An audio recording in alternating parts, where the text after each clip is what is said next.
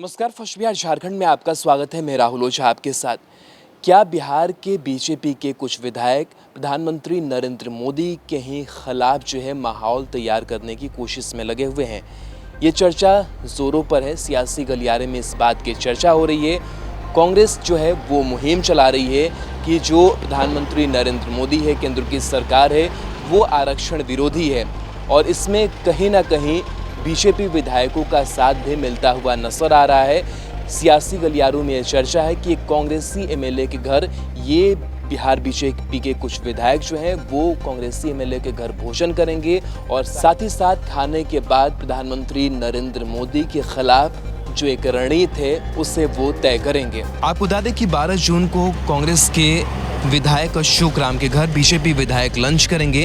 हालांकि दिन के इस भोजन में बिहार की दूसरी पार्टियों के कुछ और विधायक शामिल रहेंगे जो ये मान रहे हैं कि केंद्र की नरेंद्र मोदी सरकार आरक्षण को समाप्त करने की कोशिश कर रही है।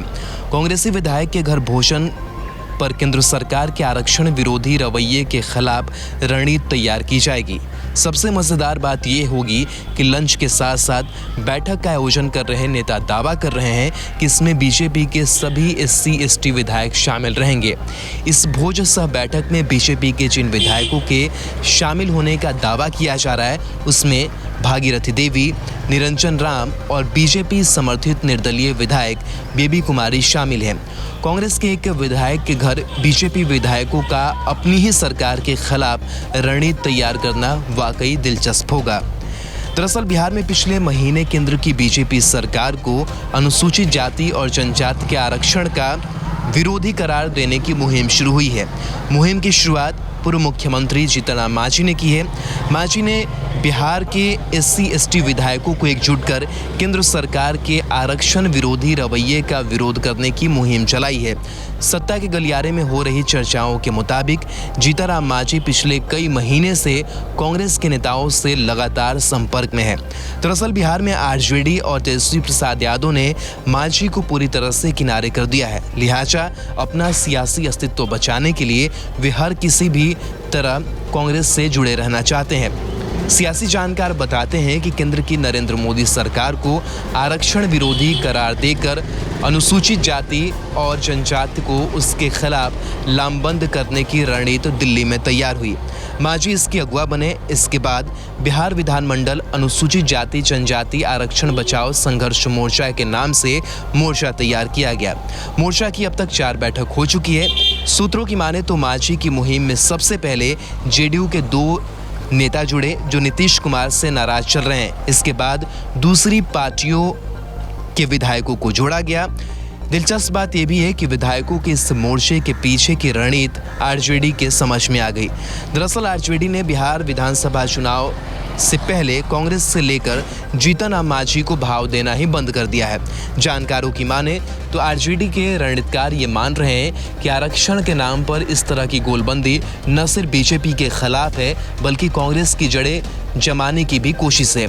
कांग्रेस दलित मुसलमान के अपने पुराने आधार को फिर से लामबंद कर बिहार विधानसभा चुनाव में RJD को बैकफुट पर लाना चाह रही है। लिहाजा RJD ने जीतन राम मांझी की इस मुहिम से खुद को अलग कर लिया। इसी महीने 4 जून की अगर बात करें तो बिहार विधानमंडल अनुसूचित जाति जनजाति आरक्षण बचाओ संघर्ष मोर्चा की बैठक जीतन राम मांझी के घर हुई तो RJD का कोई विधायक उसमें नहीं पहुंचा। RJD के 11 विधायकों ने अलग से बैठक की और तेजस्वी यादव को आरक्षण की लड़ाई का सबसे बड़ा योद्धा करार दिया। RJD विधायकों ने कहा कि जिन विधायकों को ये लगता है कि केंद्र की बीजेपी सरकार आरक्षण विरोधी है वे सब अपनी पार्टी से इस्तीफा देकर RJD में शामिल हो जाएं।